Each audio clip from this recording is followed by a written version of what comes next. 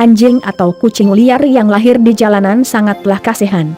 Tempat tinggal mereka tak menentu, bahkan belum tentu bisa makan hingga kenyang.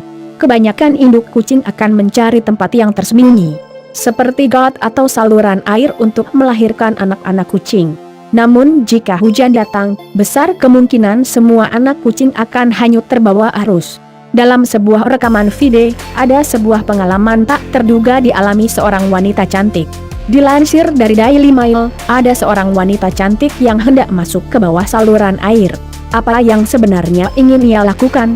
Rupanya ia dan temannya mendengar suara aneh saat sedang berjalan di jalanan. Suara tersebut tampak berasal dari bawah saluran air. Saat didengar lebih jeli lagi, terdengar suara kucing mengeong.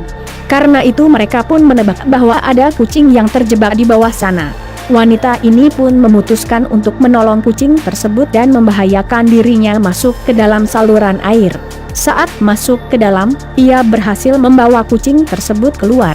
Beruntung juga tubuhnya yang langsing ini memudahkan dia untuk masuk ke bawah.